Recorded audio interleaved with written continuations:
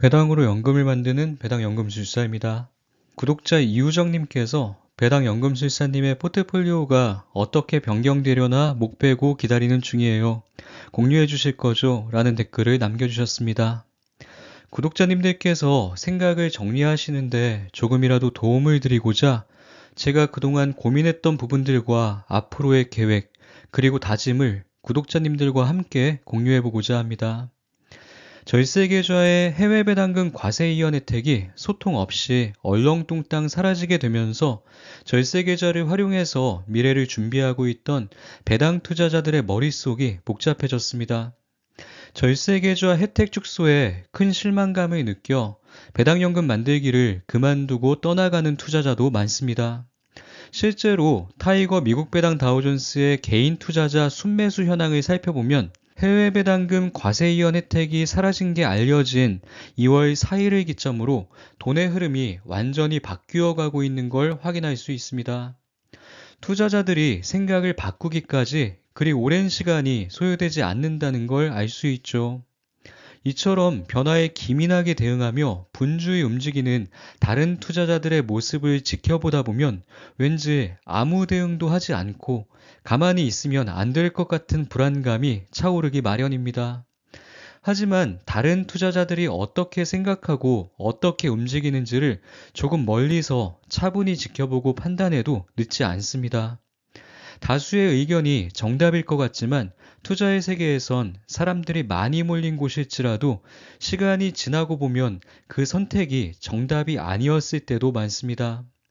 따라서 사람들이 한 방향으로 뛴다고 해서 서둘러 그 방향으로 함께 뛰어나갈 필요는 없습니다.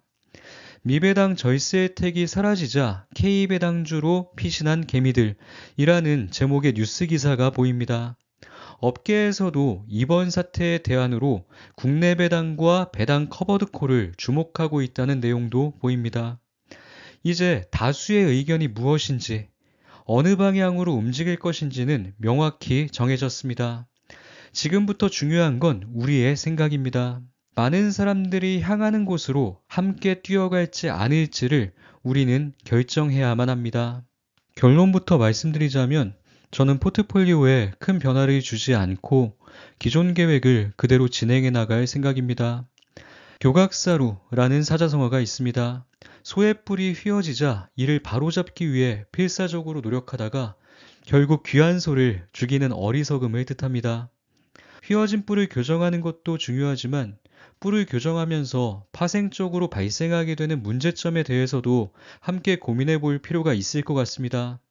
지금은 휘어진 뿔을 교정하는 교각에 초점을 맞춘 이야기가 대부분인 것 같습니다. 그래서 저는 균형을 맞추기 위해 교각이 아닌 사루, 즉 소를 잃지 않기 위한 근본적인 노력에 조금 더 초점을 맞춰 이야기를 진행해 보고자 합니다. 제 투자의 궁극적인 목표는 배당으로 월급보다 큰 연금을 만드는 것입니다. 배당연금 만들기는 수익률 0.5%로 승패가 갈리지 않습니다. 수량 모으기를 멈추지만 않는다면 수익률이 0.5% 감소해도 목표 달성 가능성은 여전히 열려 있습니다. 하지만 멈춘다면 가능성은 닫힙니다. 결국 승패를 결정짓는 핵심은 효율이 아닌 끈기인 셈이죠. 어느 방향이든 10년, 20년 길게 보고 먼 길을 걷다 보면 모든 길이 꽃길일 수는 없을 겁니다. 힘든 길을 마주할 때마다 더 나은 길을 찾아 방향을 수시로 바꾸다 보면 결국엔 길을 잃게 됩니다. 그래서 저는 제가 가고자 하는 길이 꽃길이든 가시밭길이든 멈추지 않고 한 방향으로 계속 걸을 생각입니다. 끊임없이 더 나은 길을 찾는 것만이 좋은 전략이라고 생각하진 않습니다. 속도와 효율에 대한 욕심을 조금 내려놓고 완주를 목표로 걷는 것도 제겐 목표 달성을 위한 좋은 전략입니다. 앞서 언급했듯 2025년 1월부턴 절세 계좌에서도 일반 계좌와 마찬가지로 해외 배당금의 15%가 원천 징수된 채 지급됐습니다. 전년도에 비해 효율이 떨어진 건 부정할 수 없는 사실입니다. 하지만 저는 작년과 올해 저의 실제 배당 투자 성과를 비교해 본 후 고민하고 머뭇거릴 시간에 그냥 한 주라도 더 모아가는 게 낫겠다는 생각을 했습니다. 작년 2월 혜택이 축소되기 전 제 절세 계좌로 입금된 배당연금은 총 46만 9,800원이었습니다. 그리고 올해 2월 혜택 축소에 영향을 받은 상태에서 제 절세 계좌로 입금된 배당연금은 총 69만 372원이었죠. 절세 계좌 혜택이 줄었음에도 제 배당연금은 1년 전보다 46.9%나 증가했습니다. 혜택 축소로 감소한 배당연금보다 1년 동안 제가 꾸준히 수량을 늘리며 쌓아온 배당연금이 훨씬 더 컸기 때문이죠. 혜택이 줄어든 건 정말 아쉽지만 제 노력으로 충분히 커버할 수 있을 만한 수준이란 생각이 들었습니다. 제가 배당연금 투자를 좋아하는 이유는 개인적인 노력으로 커버할 수 있는 영역이 존재하기 때문입니다. 지금처럼 뜻하지 않은 위기 상황을 마주했을 때 투자의 방향을 완전히 바꾸거나 계획을 크게 수정하지 않고도 목표 달성이 여전히 가능한 전략인지 아닌지를 확인해 볼 좋은 기회라는 생각이 듭니다. 좋은 전략과 전술이라면 예기치 못한 위기 상황에서도 쉽게 무너지지 말아야 합니다. 올해 1년 동안 직접 확인해 보겠습니다. 포트폴리오에 큰 변화를 주지 않기로 한 이유를 하나씩 살펴보겠습니다. 먼저 제가 미국 배당 다우존스에서 국내 배당 ETF로 옮겨가지 않는 이유입니다. 오랜 구독자님들께선 이미 아실 테지만 저는 국내 배당주 투자에도 많은 관심이 있었습니다. 부모님 지인께서 국내 배당주 대신증권 우 단 한 종목에 20년 넘게 투자하시며 배당금으로만 원금의 몇 배를 회수하신 성공 사례를 오랜 시간에 걸쳐 실제로 지켜본 적이 있기 때문에 국내 배당주 투자도 꽤 열린 마음으로 바라보는 편입니다. 하지만 제가 지난 몇 년간 직접 국내 배당주를 보유해보면서 확실하게 느낀 건 국내 배당주는 투자 난이도가 상당히 높다는 것입니다. 실적 악화에 따른 배당 삭감이 너무 흔한 일이기 때문에 배당 투자를 하면서도 신경 써야 할 부분들이 참 많았습니다. 지인분의 국내 배당주 투자 역시 결과적으로는 성공이었지만 그 과정은 만만치 않았던 걸로 기억합니다. 20년간 웬만한 믿음이 아니고서는 버틸 수 없는 상황들이 꽤 자주 있었죠.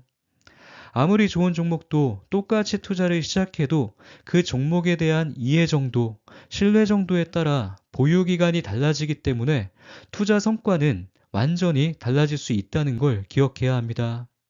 사람마다 차이는 존재하겠지만 제 기준에선 SCHD로 배당연금을 만들어가는 게 국내 배당주로 만들어가는 것보다 훨씬 마음 편하고 쉬운 선택이었습니다. SCHD는 안정적으로 배당금을 늘려가는 종목들로 포트폴리오를 매년 새롭게 구성해 나가기 때문에 배당 삭감으로 스트레스 받게 될 가능성이 상당히 낮습니다. 수량을 늘려가는 것에만 집중할 수 있는 것이죠. 만약 국내 배당주로 옮겨간 이유가 국내 배당주에 대한 신뢰 혹은 확신에서 비롯된 것이 아니라 단지 해외 배당금 15% 원천 징수를 피하기 위한 선택이었다면 국내 배당주를 보유하면서 심리적으로 흔들리게 되는 상황을 경험하게 될 가능성이 큽니다. 현재 플러스 고배당주에 대한 관심이 뜨겁습니다. 이름을 바꾸기 전 아리랑 고배당주였을 때부터 관심 있게 지켜봤던 종목입니다.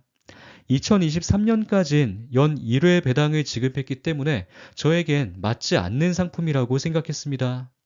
하지만 2024년 5월부턴 월배당을 실시하면서 배당 지급 주기에 대한 아쉬움은 완전히 해결됐습니다. 최근 5년간 배당 수익률을 살펴보면 대략 5에서 7%로 상당히 높은 수준입니다.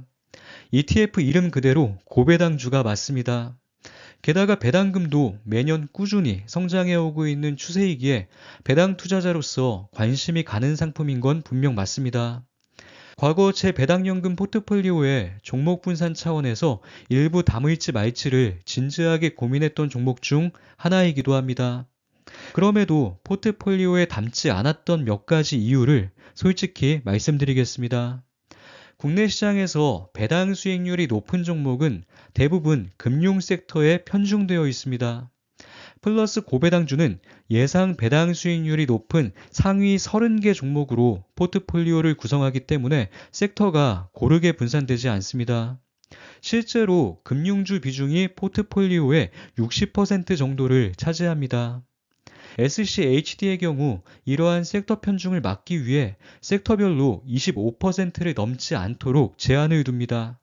하지만 플러스 고배당주는 이런 제한이 없기 때문에 금융주 흐름이 좋을 땐 많이 좋지만 나쁠 땐 많이 나쁠 수 있어서 안정성을 추구하는 배당연금 투자 종목으로는 적합하지 않을 수 있겠다는 생각을 했었습니다. 실제로 작년에 금융주가 밸류업 정책의 최대 수혜주로 꼽히게 되면서 금융주 위주로 구성된 플러스 고배당주의 주가도 이미 큰 폭으로 움직인 바 있습니다. 연초가 대비 30%나 올랐다가 고점 대비 14%가 빠진 플러스 16%로 마무리되었죠. 이처럼 배당 ETF임에도 주가 변동성이 꽤 큰 편입니다. 성장주 투자였다면 이처럼 변동성이 큰 종목을 선호했겠지만 계속해서 안정적으로 수량을 늘려가야 하는 배당연금 투자 종목으로 선택하긴 쉽지 않은 종목이었습니다. 플러스 고배당주와 SCHD의 과거 성과를 잠시 비교해 보겠습니다. SCHD가 아닌 미국 배당 다우존스와 비교하면 더 좋겠지만 상장 시기가 완전히 달라 SCHD랑 비교해야 하는 점 양해 바랍니다. 두 상품이 모두 존재했던 2013년부터 현재까지의 성과를 간단히 비교해 보겠습니다. 먼저 플러스 고배당주입니다. 2013년 1월 초 플러스 고배당주의 한 주당 가격은 11,405원입니다. 그리고 12년이 흐른 2025년 2월 말 현재 플러스 고배당주는 한 주당 15,000원 수준에서 거래되고 있습니다.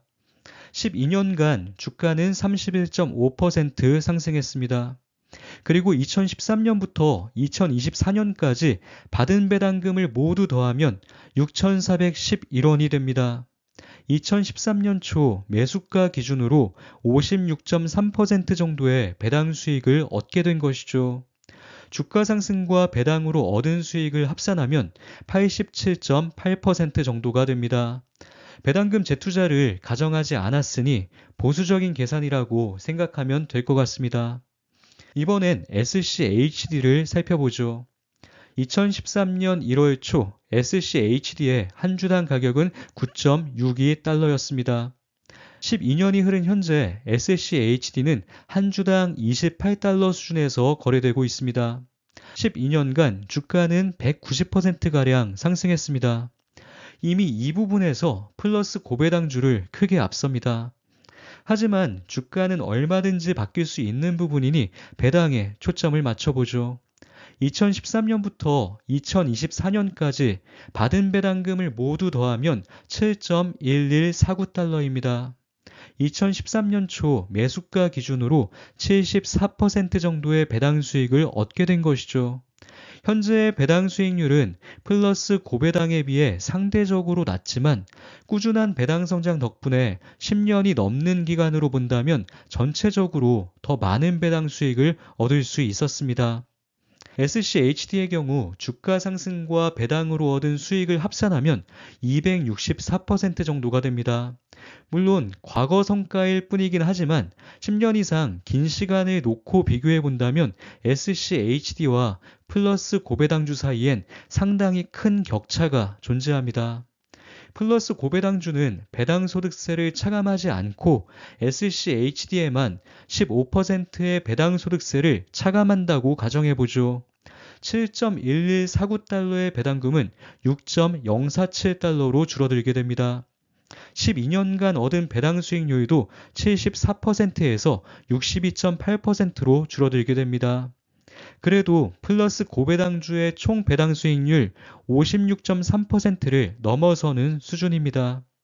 주가 상승분까지 모두 더한 상태로 비교한다면 87.8% 대 252.8%가 됩니다. 해외 배당금 15% 원천 징수를 반영해도 큰 흐름은 바뀌지 않는다는 걸 기억해둘 필요가 있습니다. 만약 국내 주식 밸류업에 대한 기대와 믿음, 국내 배당 기업에 대한 인식 변화, 이런 이유로 국내 배당주로 옮겨가는 것이라면 저는 진심으로 응원합니다.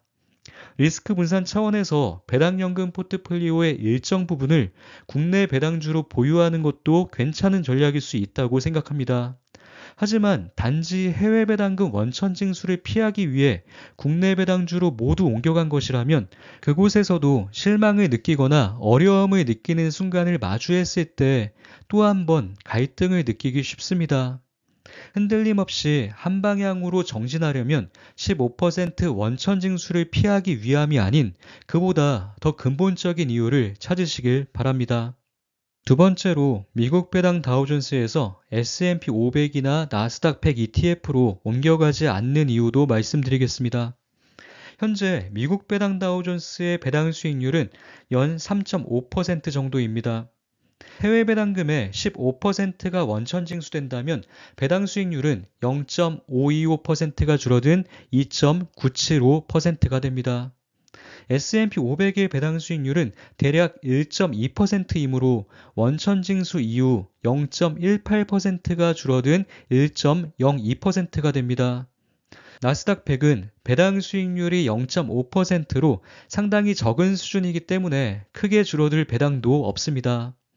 배당 수익이 큰 종목일수록 해외 배당금 원천 징수의 영향을 크게 받기 때문에 절세 계좌에서 미국 배당 다우존스를 정리하고 S&P 500이나 나스닥 100으로 옮겨가는 투자자도 많습니다. 좋은 전략일 수 있다고 생각합니다.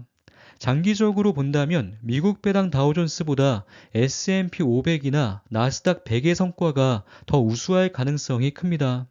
따라서 장기적으로 투자하는 연금저축계좌에선 S&P 500이나 나스닥 100을 모아가는 게 어쩌면 더 좋은 선택일 수도 있습니다. 그럼에도 제가 S&P 500이나 나스닥 100이 아닌 미국 배당 다우존스를 모아왔던 이유는 제가 투자를 통해 이루고자 하는 목표에 가장 부합한 종목이 다름 아닌 미국 배당 다우존스였기 때문입니다. 저는 시장 상황에 상관없이 매달 꾸준히 흘러들어오는 현금 흐름을 중요하게 생각하는 투자자입니다. 배당연금을 늘려가는 과정에서 느끼는 성취감도 꽤 중요하게 생각합니다. S&P 500, 나스닥 100으로 종목을 교체할 경우 절세계좌 혜택 축소의 영향으로부터 조금 더 자유로워질 수는 있지만 제가 중요하게 생각하는 다른 것들을 잃게 됩니다. 배당으로 월급보다 큰 현금 흐름을 만들겠다는 꿈을 잃게 되는 것이죠. 목표를 잃는 것보다 큰 리스크는 없다고 생각하기 때문에 그대로 가려는 것이지 미국 배당 다우존스로 S&P 500과 나스닥 100의 성과를 뛰어넘어 보려는 의도는 아닙니다. 그리고 한 가지 이유가 더 있습니다. 저는 배당연금 투자뿐만 아니라 세배 레버리지 투자 그리고 개별 성장주 투자를 함께 병행하고 있습니다. SOXL은 기술주 100% 비중, TQQQ도 기술주 50% 이상의 비중으로 구성되어 있습니다. 제가 보유하고 있는 개별 성장주도 대부분 기술주에 가깝습니다. 따라서 배당연금 투자는 조금 다른 섹터로 구성된 조합이었으면 하는 마음도 있습니다. S&P 500은 IT 섹터 비중 30% 이상, 나스닥 100은 50% 이상인 반면 미국 배당 다우존스는 IT 섹터 비중이 10% 미만입니다. 기술주 중심의 상승장이 2년 이상 펼쳐진 상태이기 때문에 상승 효과를 덜 누린 미국 배당 다우존스를 매도해서 기술주 비중이 높은 S&P 500이나 나스닥 100으로 옮겨가는 게 현 시점엔 조금 부담스러운 것도 사실입니다.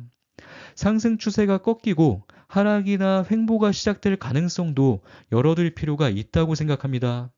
저는 상승장에서 주가 상승을 기대할 수 있을 만한 종목들을 이미 적지 않은 비중으로 보유하고 있기 때문에 배당연금 포트폴리오까지 주가 상승에 초점을 맞춰 구성하고 싶진 않습니다.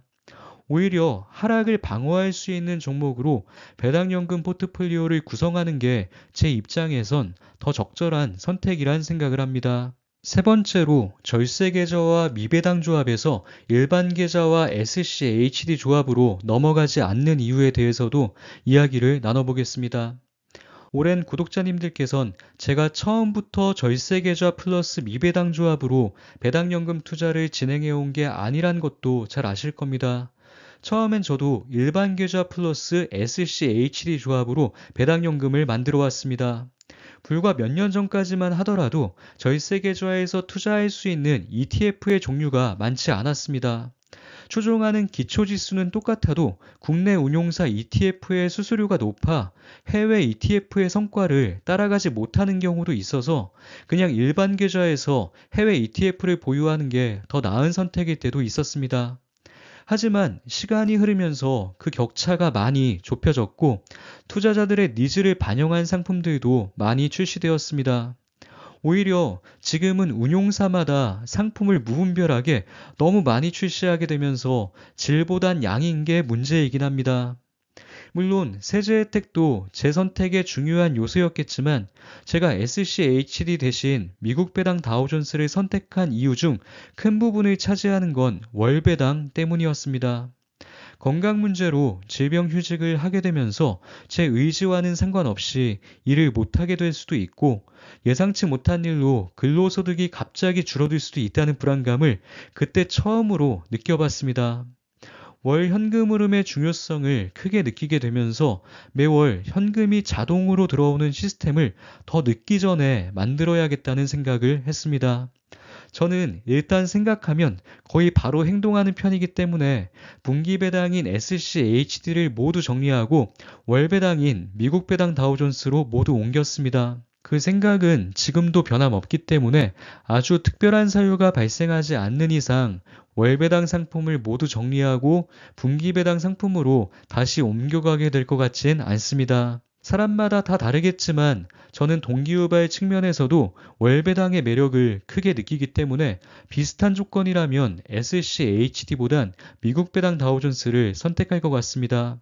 세액공제 혜택도 해외 배당금 과세 이연 혜택처럼 있을 때 잘 챙겨둬야 하는 좋은 혜택이란 생각을 하기 때문에 가능하다면 혜택 범위까진 꼭 채워나갈 생각입니다.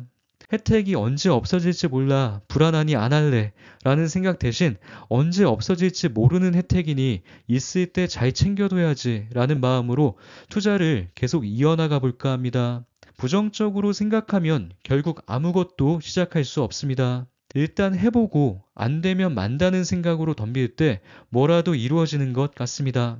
SCHD든 미국 배당 다우존스든 S&P 500이든 나스닥 100이든 뭘 선택할지 고민할 시간에 무엇이든 일단 모아가라고 말씀드리고 싶습니다. 무엇을 모아가든 아무것도 안 하는 것보단 훨씬 나은 선택일 겁니다. 마지막으로 커버드콜 ETF에 관한 이야기를 나눠보도록 하죠. 지금은 수많은 커버드콜 ETF가 대거 등장하면서 커버드콜 상품에 대한 투자자들의 거부감이 많이 사그라든 상태입니다. 연 10%가 넘는 분배금을 지급하는 동시에 주가 상승까지 누릴 수 있는 진화된 상품이라는 홍보가 상당히 매력적으로 들릴 테지만 지나친 기대는 반드시 실망으로 돌아옵니다. 투자 포트폴리오를 구성할 때 큰 거 하나를 얻으면 다른 거 하나를 반드시 잃는다는 관점으로 접근한다면 크게 실망하거나 후회할 일이 없습니다. 배당 수익률이 어마어마한 일드맥스 ETF에 관한 의견을 물어보시는 분들이 종종 계십니다. 어떻게 활용하느냐에 따라 좋은 전략이 될 수도 있다고 생각합니다. 하지만 앞서 말씀드렸듯 큰 거 하나를 얻으면 다른 하나를 잃는다 라는 생각을 저는 늘 가슴속에 품고 있기 때문에 제가 투자하게 될 일은 아마도 없을 것 같습니다. S&P 500의 연평균 수익률을 과하게 넘어서는 상품에 투자할 땐 언제나 주의가 필요합니다. 그래서 저는 배당 수익률 15% 이상의 상품들은 될 수 있으면 관심을 두지 않으려 합니다. 커버드콜 상품의 경우 주가 상승에 제약이 있고 수수료가 높기 때문에 장기적으로 본다면 기본 ETF의 성과를 넘어서기 어려운 게 현실입니다. 그럼에도 저는 커버드콜 ETF를 상당 부분 보유하고 있습니다. 투자를 하다 보면 상승 구간만 경험하게 되는 게 아니기 때문이죠. 횡보 구간과 하락 구간을 잘 버텨내야만 상승을 제대로 맞이할 수 있는데 횡보와 하락을 버텨낼 수 있는 힘은 원활한 현금 흐름에서 비롯됩니다. 저가 매수를 진행할 수 있는 현금이 꾸준히 만들어진다면 하락과 횡보 구간이 지겹게 느껴지지 않을 겁니다. 그래서 저는 효율이 조금 떨어지더라도 커버드콜 ETF를 일정 부분 함께 보유하는 전략을 활용하고 있습니다. 만약 미국 배당 다우존스만 보유했다면 이번 절세 혜택 축소의 영향을 크게 받았겠지만 다행히 종목 분산 차원에서 함께 보유했던 커버드콜 ETF 덕분에 부정적 영향을 어느 정도 줄일 수 있었습니다. 이렇게 예상치 못한 사건이 발생할 때마다 효율에 대한 욕심을 조금 내려놓고 종목을 분산하기 잘했다는 생각을 하게 되는 것 같습니다. 커버드콜 ETF의 경우 운용 전략은 상품별로 다양하지만 그 성과가 오랜 시간에 걸쳐 검증된 것이 아니기 때문에 어느 시기에 어떤 상품이 더 좋은 성과를 가져다 줄지 쉽게 예측하기가 어렵습니다. 작년에 통했던 전략이 올해도 내년에도 좋은 성과를 가져다 줄 것이란 보장이 없는 것이죠. 따라서 한 종목을 오랜 시간에 걸쳐 모아나가도 된다는 확신이 서지 않기 때문에 저는 운용 전략이 다른 몇 개의 상품에 분산 투자하며 주기적으로 종목을 교체해 나가는 전략을 활용하려 합니다.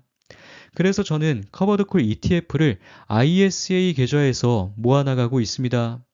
커버드콜 ETF는 한 종목을 오래 보유하면서 얻을 수 있는 이점을 딱히 느끼지 못했기 때문에 ISA 계좌에서 3년 정도 보유하다가 만기 해지하는 시점에 더 좋은 모습을 보여주는 종목으로 교체해 나갈 생각입니다.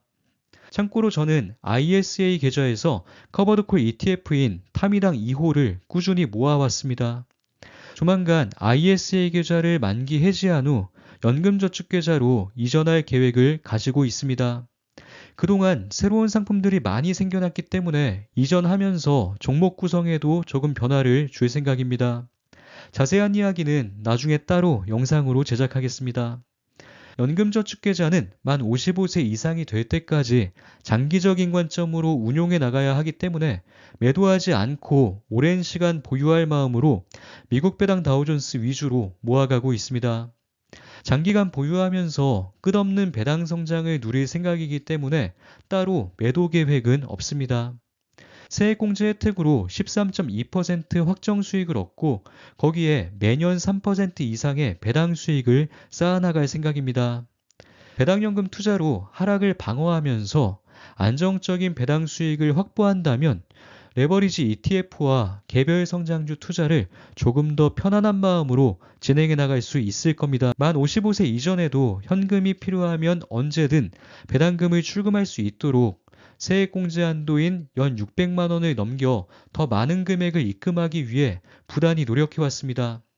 연 600만 원만 채우는 것을 목표로 했을 때보다 그 이상을 목표로 했을 때 더 간절히 노력했던 것 같아서 올해도 되든 안 되든 연 1,800만 원을 목표로 연금저축계좌를 채워나가 볼 생각입니다. 이것저것 따져가며 완벽하게 계산해봤자 고민만 커질 뿐입니다. 수익률을 조금 더 높여보겠다는 욕심을 약간만 내려놓으면 부수적인 고민거리가 대부분 사라지고 본질적인 부분에 집중할 수 있게 됩니다. 저는 저축하는 마음으로 배당연금을 조금씩 쌓아나가는데 최대한 집중해 볼 생각입니다. 혜택 축소를 느끼지 못할 정도로 더 열심히 배당 ETF 수량을 늘리는 게 올해 새롭게 정한 저의 투자 목표입니다. 부정적인 변화를 긍정적인 에너지로 돌리기 위한 시도가 필요한 때인 것 같습니다. 위기를 극복할 때마다 우리는 한 단계 더 성장하고 더 강해질 겁니다. 구독자님들과 제가 성장해 가는 모든 과정을 계속 영상으로 담아가 보겠습니다. 배당연금이 월급을 넘어서는 그날까지 모두 힘내시길 바랍니다.